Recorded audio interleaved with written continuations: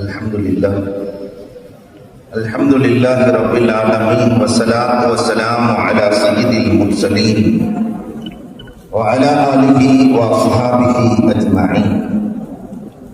قال الله تعالى في القرآن العظيم والفرقان المجيد بعد أعوذ بالله من الشيطان الرجيم بسم الله الرحمن الرحيم ويرفع الله الذين آمنوا منكم والذين أوتوا العلم درجات. وقال النبي صلى الله عليه وسلم لا يؤمن أحدكم حتى يكون هواه تبعا لما جئت به أو كما قال عليه الصلاة والسلام. صدق الله مولانا العظيم وصدق رسوله النبي الكريم ونحن على ذلك من الشاهدين والشاكرين والحمد لله رب العالمين. புகழ் அனைத்தும் அல்லாஹ் ஜல்ல ஷானஹு தஆலாவுக்கே உரித்தாகுக. சாந்தியும் சமாதானமும் கண்மணி ரசூலுல்லாஹி ஸல்லல்லாஹு அலைஹி வஸல்லம் அவர்களின் மீதும் அவர்களை பின்பற்றிய உத்தம சத்திய சஹாபாக்கள், தாபிஈன்கள், தபஅத் தாபிஈன்கள், சுஹதாக்கள், சாலிஹீன்கள், நாதாக்கள், நல்லவர்கள், குறிப்பாக நம் அனைவரின் மீதும் அல்லாஹ்வின் சாந்தியும் சமாதானமும் என்றென்றும் நின்று நிலவட்டுமாக. சிறப்பான இந்த மாநாட்டினுடைய தகுதிமிக்க தலைவர் எங்களது ஆசிரியர் பெருந்தகை யூசுபியா அரபு கல்லூரியினுடைய தகுதிமிக்க முதல்வர், அமைதியாகவும் அடக்கமாகவும் பல்வேறு சாதனைகளை நிகழ்த்தி வருகிற ஹஜ்ரத் கிப்லா அவர்களுக்கும், எனக்கு பின்னால் நீண்டதொரு உரை நிகழ்த்த இருக்கிற எங்களை எல்லாம் உருவாக்கி மகிழ்ந்து கொண்டிருக்கிற அல் ஜாமியா அல் பாக்கியாத்துல் சாலிஹாத் அரபு கல்லூரியினுடைய தகுதிமிக்க முதல்வர், மஜ்லிஸுல் மதாரிஸுல் அரபிய்யா என்னுடைய தலைவர், கண்ணியத்திற்குரிய ஹஜ்ரத் கிப்லா அவர்களுக்கும், இங்கே வருகை வந்திருக்கிற உலமா பெருமக்கள், ஆன்றோர்கள், சான்றோர்கள், குறிப்பாக பட்ட வகுப்பு மாணவர்கள், ஆசிரியர் பெருந்தகைகள், உங்கள் அத்தனை பேர்களுக்கும் இஸ்லாத்தின் காணிக்கையான சலாத்தினை பதிலை எதிர்பார்த்து சொன்னவனாக என் வார்த்தைகளை துவங்குகிறேன். அஸ்ஸலாமு அலைக்கும் வரஹ்மத்துல்லாஹி தஆலா வ பரக்காத்துஹு. சமுதாயத்தில் சந்திக்க வேண்டிய சவால்கள் என்ற தலைப்பில் உண்மையில் பேச தகுதியானவர் என்னை அழைத்த சதீருத்தீன் பாக்கவி ஹஜ்ரத் அவர்கள் தான். அருமை நண்பர், ஒழுங்கா பேசுறானா இல்லையா என்று ஓரமாக இருந்து கவனித்துக் கொண்டிருக்கிறார். அல்ஹம்துலில்லாஹ், நான் பயின்ற இந்த இடத்திலே, நான் விளையாடிய இந்த இடத்திலே பேசுகிற வாய்ப்பு அல்லாஹ் ரப்பல் ஆலமீன் வழங்கி இருக்கிறான். எல்லா புகழும் அல்லாஹ்வுக்கே. நீங்கள் எல்லாம் ஏறத்தாழ இன்னொரு 3-4 மாதத்தில் பட்டம் பெற்று சமூகத்திற்கு செல்ல இருக்கிறீர்கள். இந்த நேரத்தில் சமூகம் எப்படி இருக்கிறது, நாம் என்ன செய்ய வேண்டும்? நாம் எல்லாம் மார்க்கத்தினுடைய ஆர்மிகள் இல்லையா? உலமாக்கள் தான் சமூகத்தை பாதுகாக்க வேண்டிய. நாடு சிறப்பாக இருக்க வேண்டுமானால் நாட்டுக்கு ராணுவம் வேண்டும். மார்க்கம் சிறப்பாக இருக்க வேண்டுமானால் மார்க்கத்தை பாதுகாக்கிற ராணுவ வீரர்களாக, ஹிஸ்புல்லாக்களாக, அல்லாஹ்வின் ஆர்மிக்களாக. இந்த நேரத்தில் இதெல்லாம் சொன்னா சிக்கலா போயிருது. வேற ஹிஸ்புல்லான்னு சொன்னா வேற எதையாவது எடுத்துக்குவான் இல்லையா? அப்ப அன்பிற்குரியவர்களே, ராணுவ வீரர்களாக இந்த உலமா பெருமக்கள் மார்க்கத்தை காக்கிற பொறுப்பை எடுத்திருக்கிறார்கள். பயிற்சி இல்லாமல் ஒருவன் வீரனாக முடியுமா? அதனால்தான் 7 ஆண்டு காலம் கடுமையான பயிற்சி. இந்த பயிற்சிக்கு பின்னால் சமூகம் உங்களை எப்படி வரவேற்கிறது, நீங்கள் எப்படி இருக்க வேண்டும் என்பதை குறித்து சில தகவல்களை உங்களோடு நான் பகிர்ந்து அமர்வேன். முதலில் மதரசாவில் நம்முடைய 7 ஆண்டுகளில் அல்லது 5 ஆண்டுகளில் நாம் என்ன படித்தோமோ என்ன கற்றோமோ அதை செயல்படுவதற்கு கொண்டு வர வேண்டும். ஒரு 4-5 செய்திகள். இன்னைக்கு இருக்கக்கூடிய வரக்கூடிய ஆயிற்றாக்களுக்கு தன்னுடைய பலம் என்ன என்று தெரியவில்லை. முதல்ல நாம பலமான ஆள் என்பதை முதலில் நாம் நம்ப வேண்டும். சில பேர் சர்க்கஸ் யானை மாதிரி இருக்கிறார். சர்க்கஸ் யானைக்கு தான் பலம் என்னன்னு தெரியுமா? ஒரு குச்சியை வச்சு வாங்குமா, ஒரு சேரை போட்டு ஏறி நில்லுமா, அந்த சேர்ல ஏறி அந்த யானை தான் பலம் தெரிஞ்சுன்னு சொன்னா அதை குச்சியை வச்சு கூட்ட வருமா, அவன் காணாம போயிடுவான்.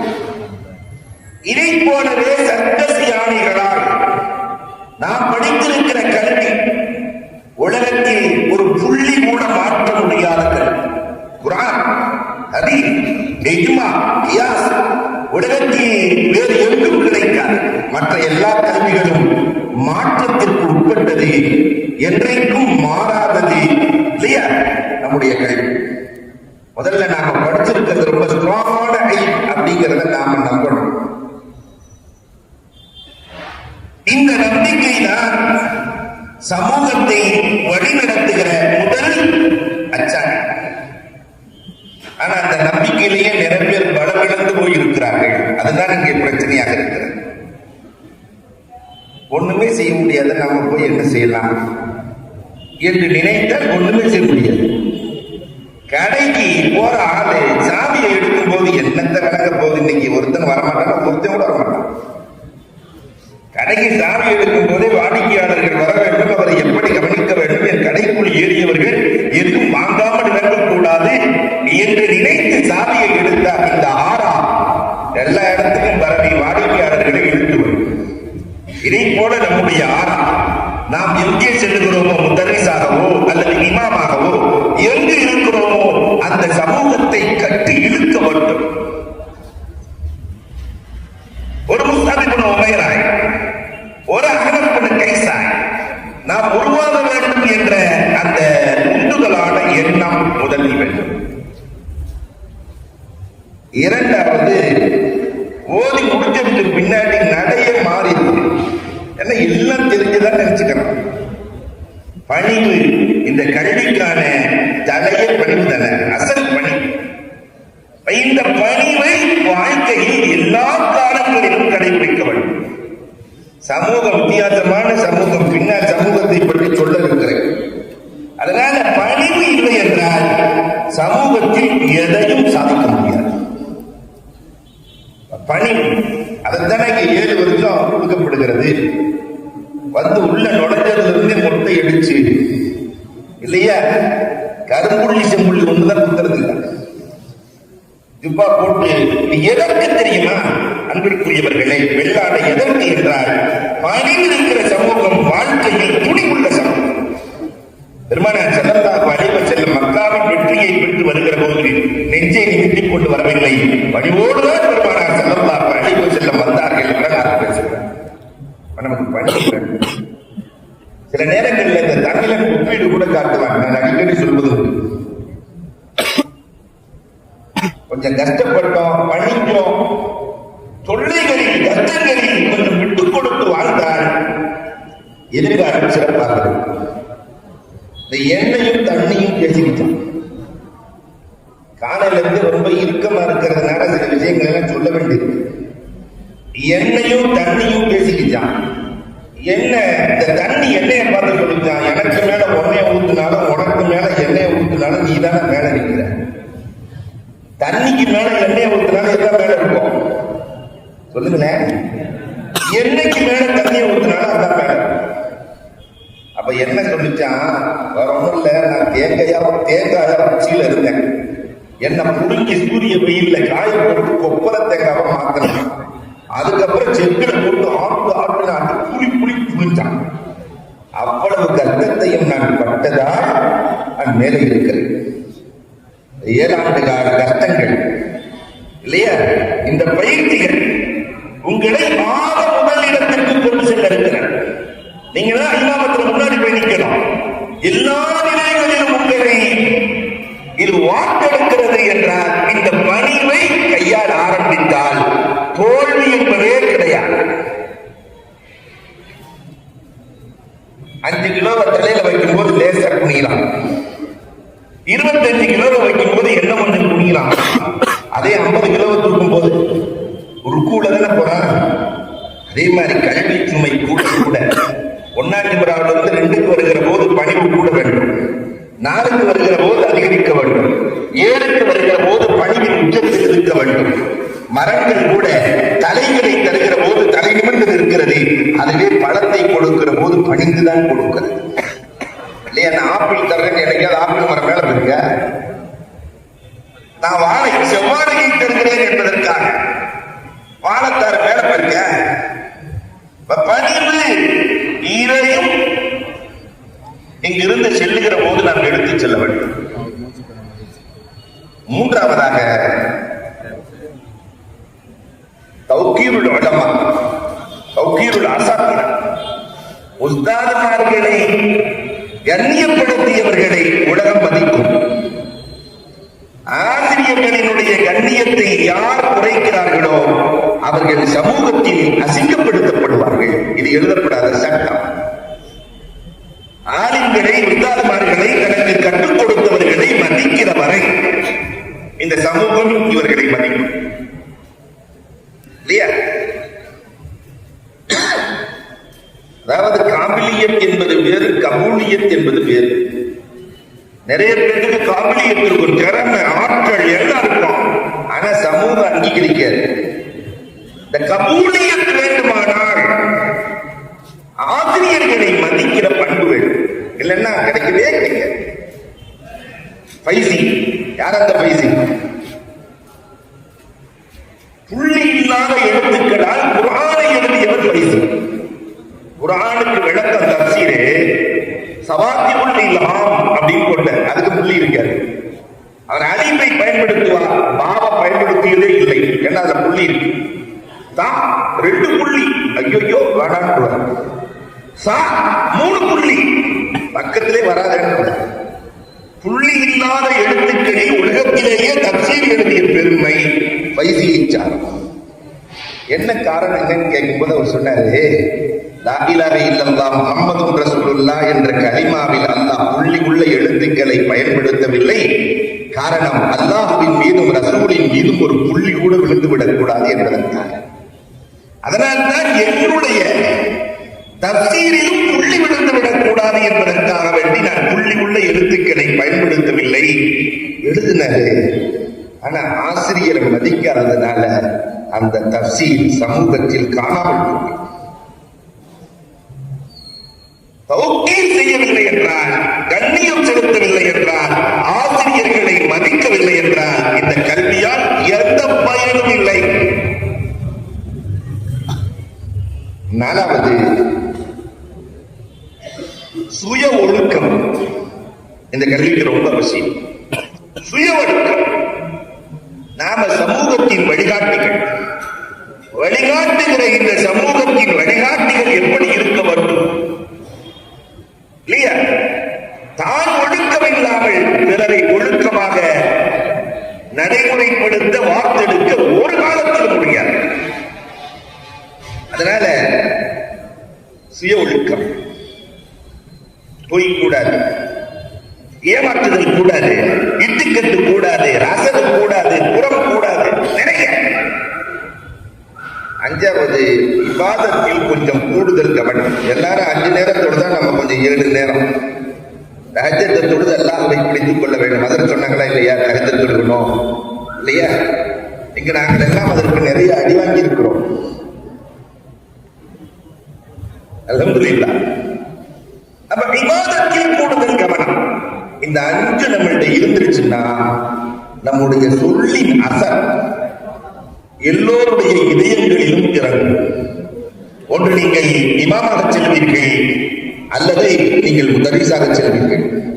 இந்த இமாமாக சென்றால் சமூகத்தில் சந்திக்க வேண்டிய பிரச்சனை ஆயிரம் பிரச்சனை. காலையில சுபு வரைக்கும் சொன்னாலும் கூட அந்த பிரச்சனை தீராது. அவ்வளவு பிரச்சனை. சுருக்கமா சொல்றதா கடலை நல்ல தண்ணி ஆக்குற மாதிரி நம்ம வேலை. கடல் தண்ணியை நல்ல தண்ணி ஆக்க வேண்டிய வேலைக்கு நம்ம புறப்பட்டு போறோம். அவ்வளவு உப்புக்கள் நிறைந்திருக்கிறது. சமூகத்தில் 10 பேர்ல 2 பேர் லவ் கடுமையாக இருக்கிறாங்க. பெண் பிள்ளைகள் சொல்லவே தேவையில்லை. கல்வி என்ற குப்பை உள்ளே நுழைந்தது. என் பாய் ஃப்ரெண்ட், இன்னைக்கு இருக்கக்கூடிய நிறைய இஸ்லாமிய பெண்கள்ல 10ல் 4 பெண்கள் எனக்கு பாய் ஃப்ரெண்ட் என் பெட்ரூம் வரைக்கும் வர்றதுக்கு அனுமதி வேணும்னு கேட்டுட்டு இருக்கிறார். பாய் ஃப்ரெண்ட் பெட்ரூம் வரைக்கும் வரணும். சமூகத்தினுடைய அவலங்கள். இந்த பக்கம் வட்டி எல்லா இடங்களுக்குள்ளும் ஊடுருவி விட்டது. பெரிய ஆதியாரா இருப்பார், ஆனா வட்டி இல்லாம அவரால் வாழவே முடியாது. இந்த ஆதியாரையும் சரி செய்ய வேண்டிய பொறுப்பு நமக்கு தான் இருக்கு இல்லையா? அத்தனையும் சரி செய்கிற வேலை. ஒழுக்கம் வீழ்ச்சியில் இருக்கிறது. மறுமையின் சிந்தனையை குறித்து அக்கறையே இல்லை. தஜ்ஜாலிய பார்வை, ஒற்றை பார்வை, உலகம் மட்டும்தான். துனியாவே சதம் என்றிருக்கிற சூழலில் இன்றைக்கு உலகம் தள்ளப்பட்டிருக்கிறது. இதையெல்லாம் தாண்டி செல்போன் வந்ததற்கு பிறகு எல்லாம் சேட்டையிலேயே பயங்கரமான சேட்டை. சேட் செய்கிற சேட்டை. கலாச்சாரம். ஒரே பெட்ல புருஷனும் பொண்டாட்டியும் படுத்திருக்கிறாங்க. பொண்டாட்டி அவனோடய பேசிட்டு இருக்குது, காதல மாட்டி. புருஷன் யாருடையோ பேசிட்டு இருக்கிறான். இவ்வளவு பிரச்சனைகள். எந்த குடும்பங்களிலும் நிம்மதி இல்லை. இந்த குடும்பங்களுக்கு நிம்மதியை கொடுக்க வேண்டிய பொறுப்பு நம்மை சார்ந்தது. வட்டியை களைய வேண்டிய பொறுப்பு நம்மை சார்ந்தது. காதலிலிருந்து சமூகத்தை பாதுகாக்க வேண்டிய பொறுப்பு நம்மை சார்ந்தது. ஒழுக்கத்தை கொடுக்க வேண்டிய பொறுப்பு நம்மை சார்ந்தது. மால்லாவில இமாமாக இருந்தால் அங்கு இருக்கக்கூடிய எல்லா பிள்ளைகளுக்கும் குர்ஆனை கொடுக்க வேண்டியது நம்மை சார்ந்தது.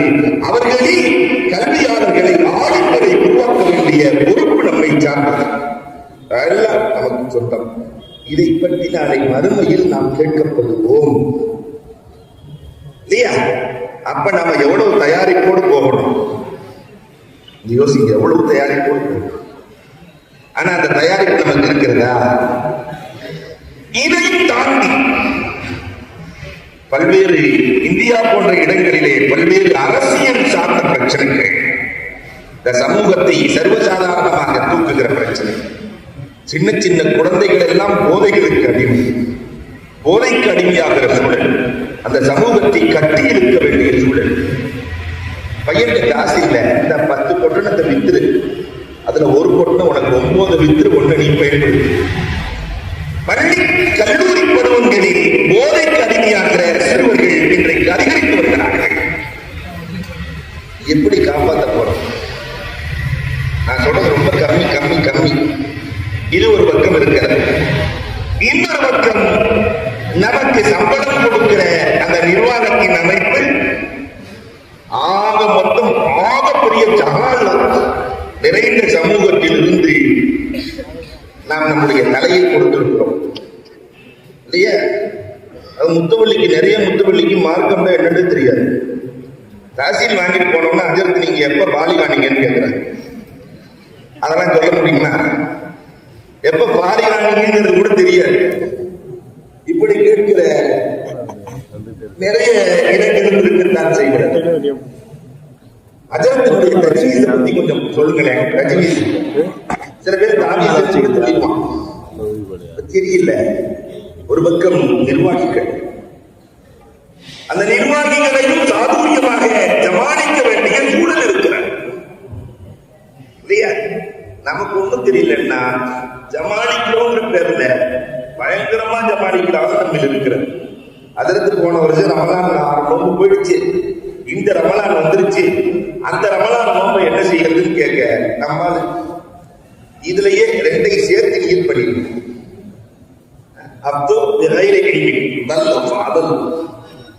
என்னையா இதுலயே 2ஐ சேர்த்து நீர் பண்ணின்னு சொல்லியே எதை வச்சு சொல்ற?